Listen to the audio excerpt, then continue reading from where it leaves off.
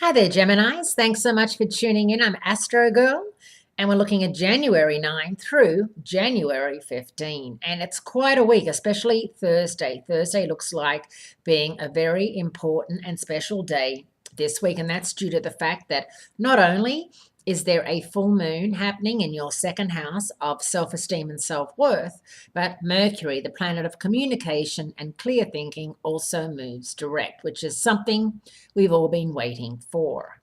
All the action this week is centered on Thursday, a day named after Thor, the hammer wielding Norse god of thunder, lightning, and storms.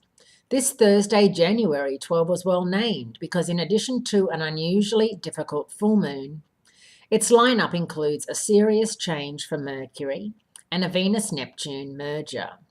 The Cancer full moon is up first, and although the full moon is a sign that it's time to start winding down and bringing projects to completion, this one has a few added challenges. This Thursday's Cancer full moon is part of a 4-point configuration called a cardinal grand cross. This means that the Sun and Moon are at cross purposes with crisis-loving Pluto, a Jupiter that can exaggerate the bad stuff, and extreme Uranus. Now, Jupiter happens to be in Libra, your fifth house of romance, fun, creativity.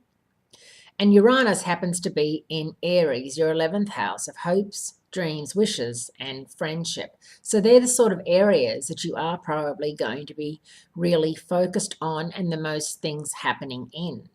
With all 5 of these planets in zodiac signs that are cardinal, meaning they love action, the best way to make your way through this full moon's minefield is to bring everything to a complete stop. Not easy for you, Geminis. You normally have quite a few projects in the air and you don't necessarily like having to stop any or all of those projects. But if you could just put a little bit of a, hold on them on Thursday, Friday, then you can regroup and refocus. By doing this, you will be able to handle the situation before Mercury re-enters practical and committed and hardworking Capricorn later on Thursday, because this stern influence asks that you conduct a serious reality check on the state of your life over the next 3 weeks.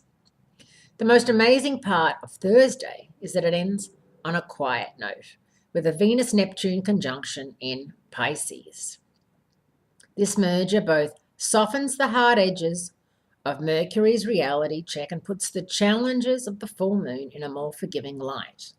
With all of these influences incoming on Thursday, this is a week when you're going to need to be alert and on your toes and make sure that other people are not getting in your way of you doing what you need to do for you. But as I said, trying to put a little bit of, a slow down on, say, Wednesday. If you really do feel that no matter what you do, it's not going to work out the way you want it to work out, that means that you're not going to make any big decisions or blunders, because sometimes when Mercury is moving forward, it can take a couple of days. It's called Mercury stationary, where it's like riding a stationary bike. You're moving, but not really moving anywhere. So sometimes Mercury can be 3 or 4 days off from moving forward. So that's why the astrologers believe it's a good idea for you just to slow your roll and just really wait and see. But finally, 2017, we have Mercury, we have pretty much all the planets moving direct, and it's going to be fantastic. It's just what we need, Geminis. Thanks so much, and I'll speak to you again next week.